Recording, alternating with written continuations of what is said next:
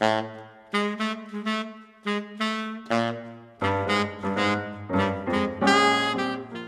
Donna here from the Everything Saxophone Podcast, and we're at the Key Leaves Everything Saxophone Podcast NAMM Hang 2019. And I'm here to introduce the folks from Trevor James. Sander, thank you so much for being here. Thanks, Donna, for having me. So, I don't know if you all know this, but I do play the Trevor James Signature Custom Raw. It's an amazing tenor. I love it. And I wanted to talk with you a little bit about the features of the horn. Sure. Well, this one I happen to have in my hand is what we call our Vintage XS tenor sax. And the reason we call it a vintage, it's sort of geared towards the older Selmers. It doesn't have a high F sharp, so a slightly lighter horn. We've done a couple changes. We've lowered some of the key heights, so it's really comfortable for the guys that are used to playing vintage horns, vintage Selmers really in particular. Will feel comfortable gravitating to this horn. We've also done a couple other features to the horn that we find really help resonate the bottom end. On this particular model, what we've done is we've actually soldered the bell bow to the body, and we find that really helps resonate. You get a fuller sound on the bottom. And again, some key changes. We've done some tuning things on the top that I think guys that are playing on vintage horns will appreciate. I'm going to add something to that too. Sure. You know, what drew me to these horns, I knew Trevor James made flutes. I didn't know they made saxophones, and a bunch of people came up to me last year and said, "Hey Donna, did you check out Trevor James?" I said, "They make flutes." They said, "No, they make saxophones." I'm like, "Oh, okay." And then I heard Brian Miller, who's with Jody Jazz at the Jam last year. Even he plays the Trevor James horns, and it was like, oh my gosh, I've got to get to the booth. And I do have a Mark 6 as well. It feels great. The Trevor James horn feels amazing. It reminds me of the Mark 6. It reminds me of the sound, everything. And not only, it's not just the sound, it's the fullness, the presence of this horn. Yeah, being a technician myself, the first thing that attracted me to the horn was the mechanics of the horn, the build quality, tone holes being level. Well, you're right about the sound. I mean, the first thing that most people comment on is the fact that very free blowing, big bottom end, but it's even throughout the ranges. You'll play it, the bottom end is full, the mid range is full, but as you work up high, it keeps going. It's just as full. You don't hear that step. It doesn't thin out at all like a lot of saxophones can do. So that's what we find a lot of people really like about the instrument. So definitely, it's like I said, it's a beautiful tone. But you know what I really like? These guys are great because they listen. They listen to the customer. They listen. They've gotten feedback from artists. We're going to talk a little bit more about that. And they've done tweaking. They've helped me personally with a bunch of things with my horn, and it's very rare to find a company that will listen to you and actually, help work with you and make your experience that much better.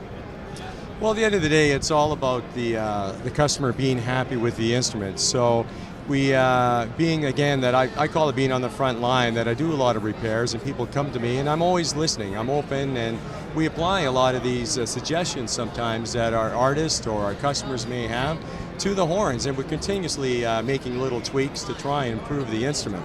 Yeah, and it shows. I mean, it makes the customer or the player just feel really good because, when someone listens to you, I mean, who doesn't want to be listened to, it just makes you feel really good. It makes you feel like you're being heard. Thank you, Donna. So what is new at NAMM this year? New with the horns, well, this is relatively new. We introduced it first of all last year, the vintage horn, and it's starting to get a lot more attention. We're constantly making, like we said, little tweaks, key position changes. Last year there was a big change in the neck design that we had that we thought really improved things. We got some other small little changes to come, which we'll announce later, and we're at some point we're working on a couple more instruments. But yeah, really the vintage is the newest of the lot at the moment. It's a beautiful looking horn, and like I said, the key work, it does feel like a Mark 6, and Nick was talking with me before, he said the same exact thing. The sound is just so big on these horns. It really is. It's just astounding to me. Well, a lot of the comments that we're hearing is that they have character like some of the best vintage horns, that some of the newer horns maybe do not allow you to get that. Where these, when you're playing them, it allows you to expand, to do what you want to do. It doesn't restrict you to a certain sound, and again, I can't stress enough the evenness throughout the range, right? So, absolutely. The key work again. Who inspired you guys? Any influential artists or anything like that to help you inspire you to do the key work? Well, along the way, the head designer, his name is Dave Farley, based out of England, and it's basically his baby who came up with this bore size, the bell, and then the key work itself. You'll notice when you play the instrument that there's a number of double key arms on the instrument.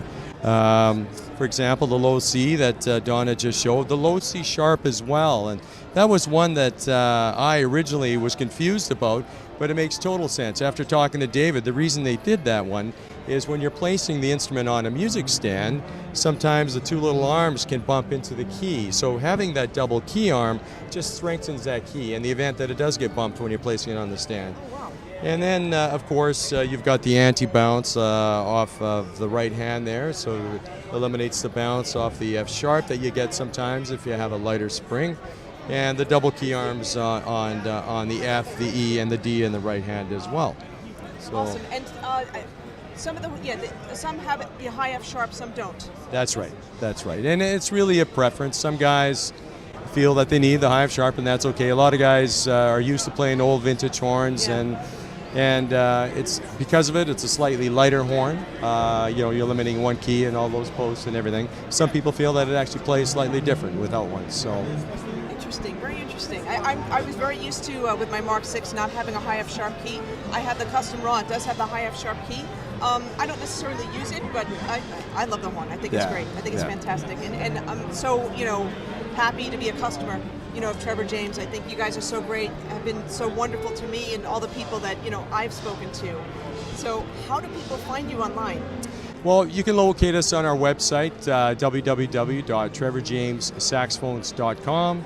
On there we have, you can go on there, look at all the different models and finishes that we offer. We also have a number of comparison videos, so you can click on tenors, for example, and you click on the different finishes, and you can actually hear side by side what these instruments sound like online. I know it doesn't compare to actually playing one, but it gives you a good idea of what these instruments sound like compared to one another. Excellent. Thank you so much. I really appreciate you taking the time and introducing the world to the horns here. Donna, thanks for having us. Awesome.